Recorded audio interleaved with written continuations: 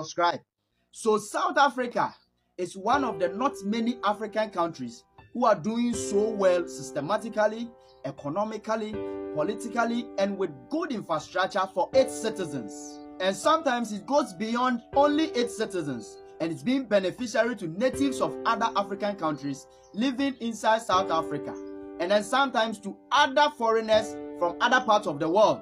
And just like any other African country, South Africa has got their own problem. But in spite of all the problems that SA has got, its citizens barely travel and migrate elsewhere in search of greener pastures at all costs, unlike how natives of other African countries do.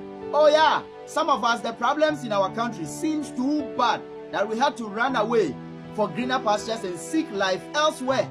But that is not the case with South Africans. In the midst of the country's problems and shortcomings, the system still looks okay for the citizens to live a good life. Sometimes people come in my DM with comments like, Bra Jones, South Africa is xenophobic and the country is not safe. It's a crime-prone country and you have to talk about that. It's about time you call a spade a spade. Well, I've already explained and I've had my take as to how the xenophobic and crime comes about in this country, and so I am not going to repeat myself in this video. See, there are negativities that goes on in this country. Yes, it is true, just like any other country, but I'm sorry, I am not going to talk about that, because the good things that are found in this country that I think can be beneficiary to other African natives are so much that they are like a mountain before me that is not allowing me to see the bad ones. In the midst of the crime, South Africans are enjoying free health care and quality one, of course. As crime prone as you think South Africa is, or you see South Africa as, they are enjoying free and quality education. As xenophobic as you see South Africa, it offers grants as monthly allowance for children from age 0 to 18 years whose parents are not working. Maybe someone will say, why don't the government use the grant money to create jobs for the citizens to do, instead of giving them the money every month? It will make them lazy and it will make them not wanting to work and all that. Well, that is your opinion and it is welcome. Yes, it's a good suggestion. Oh yeah. But I want to ask you that your government is not giving grant to your children at the end of the month, has the government used that money to create jobs for you? Let's stop the hypocrisy. Or you think your government doesn't have the resources to do that for you? That's what you think? Who told you? I tell you, trust me, that they can even do better than what South Africa is doing for its citizens. South Africans will say they are chowing the money. Massive respect to the president of South Africa, and we all can learn from him. 160 Palestinians arrived in South Africa. No passports, no visas, nothing. Somehow they got through Nairobi and they landed. And most countries would turn them away. But knowing they come from Gaza and what's going on in Gaza, the president said, no, I'm going to welcome them. And when they arrived at the airport, the people clapped, they cheered, they made them feel so good. That's humanity. That's empathy. That's compassion. That's love. And that's what we all need to learn from. I am so proud of the South African people and the president. What an amazing display of humanity. Don't be dead. My brother from another country, my sister from another country, let us talk. As long as you're here in South Africa, let us have a conversation. I refuse to not call you my brother. I refuse to not call you my sister. Because most of you, you're Africans. And I am an African. Therefore, we are Africans.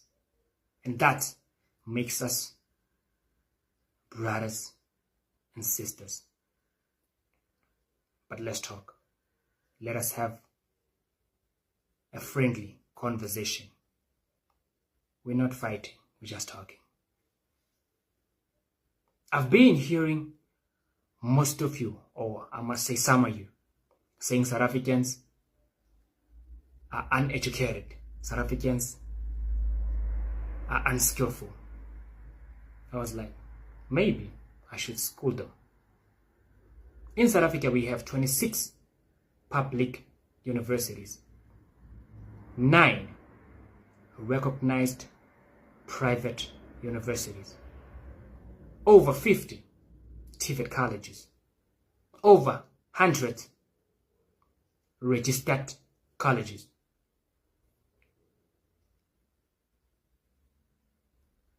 In South Africa, we produce over 200,000 graduates each and every year. And amongst those graduates, we produce PhDs, degrees, diplomas, and all the others. Of course, we have colleges and also the institutions that are specializing in short courses. And of course, they do serve with qualifications. So what do you mean when you're saying South Africans are not educated? What do you mean when you're saying South Africans are unskillful?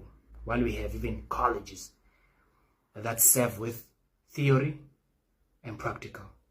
So what are you saying? What are you talking about? What are you talking about? Or it's not us who are occupying all these higher learning institutions. All right, let's move on. South Africans are lazy. South Africans don't want to work. Oh, what do you mean? How do you measure your hard work? Because of course, laziness, you measure it by looking at South Africans. Then how do you measure your hard work? By selling in the street? By having hair salons? By having workshops where you do your cardboard and where you fix your cars? By having spaza shops? Because of course I'm not going to talk about the criminal activities that are being done by visitors in this country, but because I would like to say visitors, I don't want to talk about that. So do you measure your hard work by looking at all that? So some other way around, you want to tell me that you found South Africans not selling in the street when you came here? You found South Africans not having spaza shops. You found South Africans not having hair salons. You found South Africans not having workshops where they were doing cardboards, where they were fixing cars. So we were not cutting our hair before you come here. We were not having cardboards. We were not fixing any cars here. We were not owning any spaza shops. Is that what you want to say? Is that how you measure your hard work? So just because you've managed to maneuver and kick South Africans out of that market, then you think it's because you are smart, it's because you are educated, it's because you are skillful. Well, from where I stand, everything that you're doing is not a scarce skill. You found South Africans doing it. It's not a scarce skills. You found South Africans doing each and everything that you do here in this country. Don't fool yourself. educated you are, let me school you one more time. Have you ever thought about economic issue?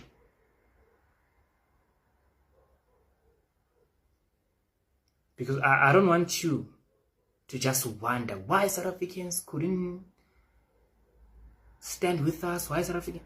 No, I want to go straight to the point. I want us to go straight to the point. Have you ever thought about economical issue? Can a South African compete with a person who's coming from a country that has got a weaker currency? Is that possible? Because that's the only tool you use against South Africans, the price. So can a South African compete with a person who's coming from a country that has got a weaker currency? From where I stand, it's not possible. It's not that you are smart. It's not that you have skills that we don't. A South African has to use his or her money here, right here in this country. And you have your home. When you're taking a South African rent to your home, it's something. But a South African has to use his or her money here. So if you as a competitor, you are beating him or her with a price, can she or he survive? Is it possible? But you are thinking that is being smart. Instead of appreciating the space that you are in, instead of appreciating being in South Africa, because that's the only country you can do that and succeed. This is the only country you can just come and do as you please and succeed. Even in your own countries, you can't do as you please. But here you can do as you please and succeed with it. Whatever that you're doing here, it's not a scarce skill. It's not because you are educated. To prove that you and your education doesn't mean anything. Why are you here? Why is it not helping you, like building your country? If you're saying South Africans are lazy, let me tell you more about that. Every day in the morning, South Africans are up, taking taxis. Those taxis are already operating up, taking people to those companies to make sure that those companies are functioning and make sure that those industries are functioning. That work is done by South Africans. South Africans are getting full in those buses, going to work. South Africans are getting full in those trains, public transport, all of them, going to work. South Africans are stacking in traffics, going to work